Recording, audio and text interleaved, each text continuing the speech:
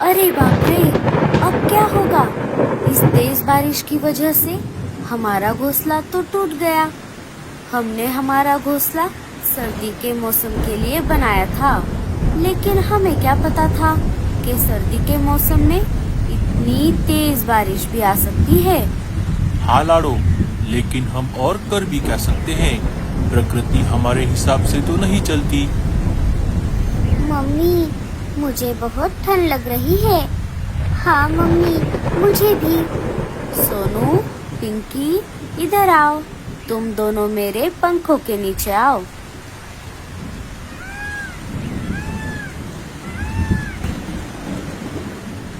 अरे दोस्तों, इतनी तेज बारिश में आप सब बाहर क्या कर रहे हो?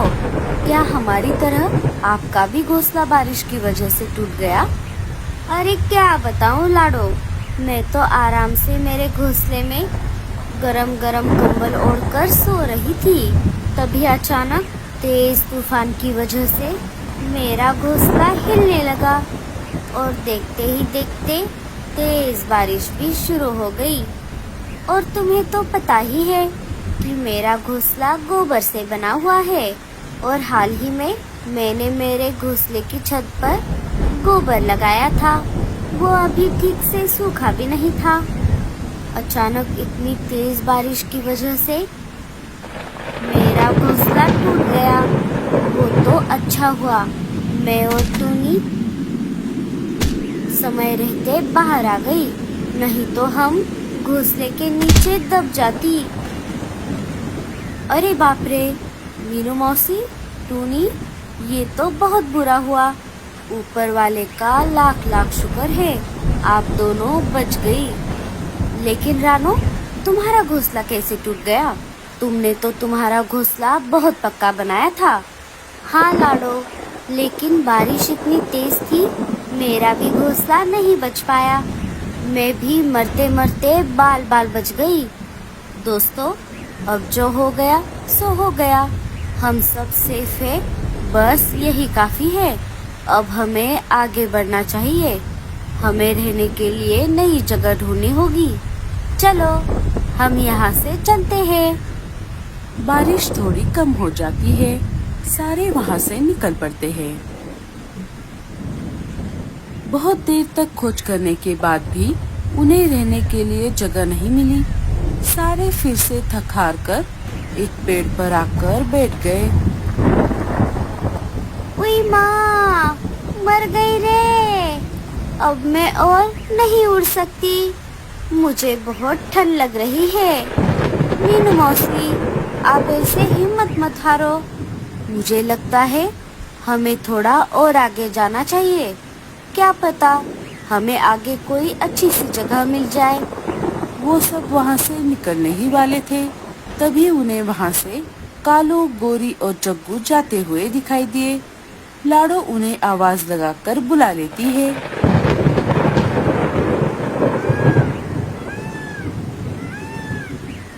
अरे दोस्तों, आप सब यहाँ कैसे?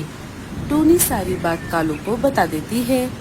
इस अचानक आई हुई बारिश की वजह से हमारा भी घोंसला टूट गया, लेकिन मैं एक जगह जानता हूँ जहाँ पर हम रह सकते हैं। मैं, गोरी और जग्गू वहीं पर जा रहे थे। अब हम सब साथ मिलकर वहाँ जाएंगे। अरे कल मुहे, क्या तुझे हमारी याद नहीं आई जो तू अकेले अकेले वहाँ पर जा रहा था? अरे मीनू मौसी, आप गुस्सा मत करो। हमें नहीं पता था कि हमारी तरह आपके भी घोंसले टूट गए हैं, इसीलिए हमने आपसे नहीं कहा। लेकिन हम सब अब साथ में वहाँ जाएंगे। हम जहाँ जा रहे हैं वो एक इंसानी बस्ती है। वहाँ के एक झोपड़ी के बाहर एक बहुत बड़ा पेड़ है। उस पेड़ पर बहुत सारे घोंसले हैं। हमारे नए घोंसले बनने तक हम सब वहीं रहेंगे। चलो, हम सब चलते हैं। थोड़ी देर उड़ने के बाद सारे उस जगह पर आ जाते हैं। वहाँ पर आकर उन्होंने देखा उस पेड़ पर पहले से ही 2-4 घोंसले बने हुए थे और वहाँ पर पहले से ही दाना पानी भी रखा हुआ था। लेकिन कालू भैया, ये तो इंसानी बस्ती है। क्या हमें यहाँ पर कोई खतरा नहीं होगा? अरे नहीं लाडो, इंसानी बस्ती तो यहाँ से बहुत अंदर है। ये घर हमारे जंगल के पास और इंसानी बस्ती के बहुत बाहर है। यहाँ पर एक औरत अपने पति के साथ रहती है। मैं यहाँ पर बहुत बार आ चुका हूँ। हमें यहाँ पर कोई खतरा नहीं है। वैसे तो हम यहाँ पर हमेशा के लिए रह सकते हैं, लेकिन हम ऐसा नहीं करेंगे। जब तक हम हमारा नया घोंसला नहीं बना लेते, बस तब तक हम यहाँ पर रहेंगे। लेकिन कालू भैया, मैंने तो सुना है कि इंसान बहुत बुरे होते हैं। वो पंछियों को पकड़कर बाजार में बेच देते हैं। अरे नहीं टूनी, ये परिवार ऐसा नहीं है। ये देखो, ये पंछियों को खाने के लिए दाना पानी भी रखते हैं। अगर फिर भी आप सबको यहाँ पर सेफ नहीं लग रहा, तो हम एक काम करते हैं। बस आज रात के लिए हम यहाँ पर रुकते हैं और कल सुबह होते ही हम यहाँ से चले जाएंगे। रात हो जाती है। सारे अपने लिए एक एक घोंसले ले लेते हैं। अनाज खाकर, पानी पीकर सब सो जाते हैं। सुबह हो जाती है। सुबह होते ही उस घर की मालकिन सुमा बाहर आ जाती है। जब उसने पेड़ की तरफ देखा, उसे घोंसले में पंछियों की आवाज सुनाई दी। अरे वाह, ऐसा लगता है घोंसलों में कोई नए मेहमान रहने आए हैं। जरा देखूं तो ये कौन से पंछी हैं? अरे भागो रे, भागो! लगता है ये औरत हमें पकड़ने आई है। अरे कौन है? कौन हमें पकड़ने आया है? ओई माँ, मर गई रे।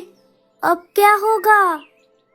अब ये औरत हमें पकड़कर ले जाएगी और बाजार में बेच देगी। मेरी तो अब तक शादी भी नहीं हुई। अरे मीनू मौसी, जरा रुक जाओ। पहले देख तो लो, ये आंटी क्या कर रही है। अगर पकड़ना ही होता तो ये हमें कब का पकड़ चुकी होती। अगर हमें कोई खतरा लगा तो हम यहाँ से भाग जाएंगे। अरे पंछियों, तुम सब डरो मत। मैं आप सबको कोई नुकसान नहीं पहुंचाऊंगी। मैं तो बस आपको देखने आई थी और मैं आपको ये बताने आई हूँ कि मैं आपको रोज दाना पानी डालूंगी। पर आपको एक बात का ध्यान रखना है। मैंने यहाँ पर जो सब्जियों का बगीचा लगाया है, आप उसे कोई नुकसान नहीं पहुँचाओगे। हुश। अच्छा, तो ऐसी बात है। आंटी, आप उसकी चिंता मत करो। हम सब आपके बगीचे को कोई नुकसान नहीं पहुंचाएंगे। ठीक है फिर, आप सब यहाँ पर आराम से रहो। अब मैं चलती हूँ। देखा मीनू मौसी, मैंने कहा था ना आपसे, ये आंटी हमें नुकसान पहुँचाने नहीं आई थी। आप सब खामखा ही डर रहे थे। ये आंटी तो कितनी अच्छी है, हमें रहने के लिए जगह भी दे दी और दाना पानी भी दे दिया। वो सब बातें कर ही रहे थे, तभी रीमा और भूरा वहाँ पर आ जाते हैं। अरे भूरे, रीमा, तुम यहाँ पर कैसे आ गए? वैसे ही मीनू मौसी, जैसे आप सब यहाँ पर आए हो। हमें ये जगह पहले से ही पता थी, लेकिन आपने ये अच्छा नहीं किया। हम दोनों को अकेले वहाँ छोड़कर आप सब यहाँ आ गए। क्या आपको हमारी जरा भी याद नहीं आई? अरे रीमा, हमें नहीं पता था कि हमारी तरह तुम्हारा भी घोंसला टूट गया है। हम तो नए घोंसले के तलाश में भटक रहे थे। वो तो अच्छा हुआ, कालू भैया को ये जगह पता थी, वही हम सबको यहाँ पर लेकर आए हैं। अच्छा हुआ भूरे, तुम दोनों यहाँ पर आ गए। लेकिन एक प्रॉब्लम है। कौन सी प्रॉब्लम मीनू मौसी? तुम दोनों को रहने के लिए अब यहाँ पर एक भी घोंसला नहीं है। सारे घोंसले तो हमने ले लिए। अब तुम दोनों कहाँ पर रहोगे? मीनू मौसी, आप उसकी चिंता मत करो, हम हमारा देख लेंगे। चलो रीमा, यहाँ से चलते हैं।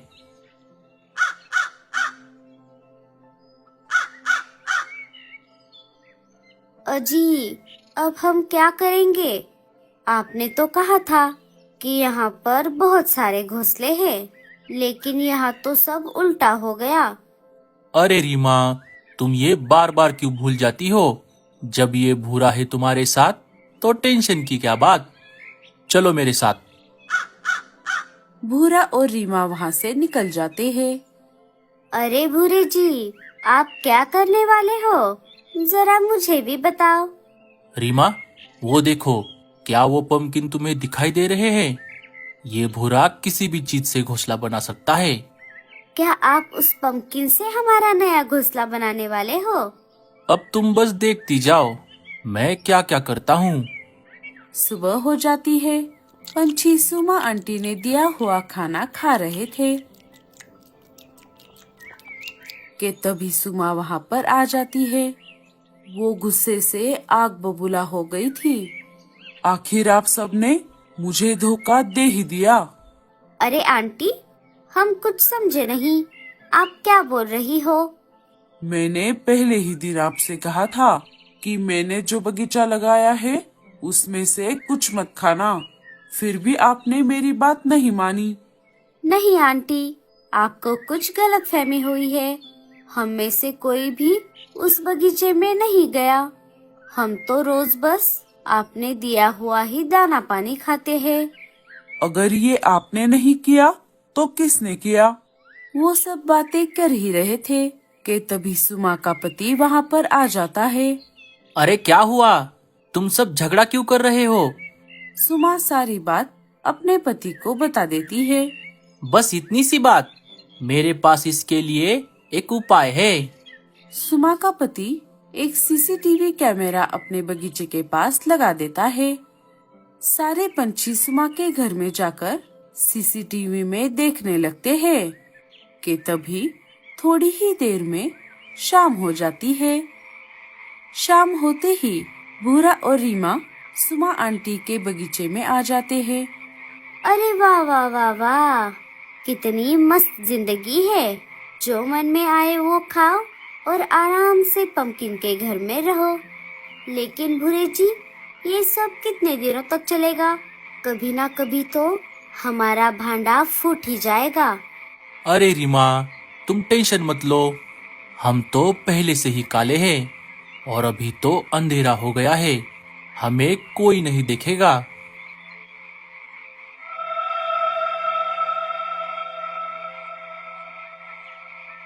अच्छा, तो ये सब इनका किया धरा है। मुझे तो भूरे पर पहले से ही शक था। तभी तो मैं सोचूं, आखिर ये भूरा अचानक कहाँ गायब हो गया। सारे बाहर आकर रीमा और भूरे को रंगे हाथ पकड़ लेते हैं। अरे साथियों, आप सब यहाँ कैसे? अरे तू हमारी छोड़, तुम दोनों यहाँ पर क्या कर रहे हो? चुपचाप सब सच बताओ।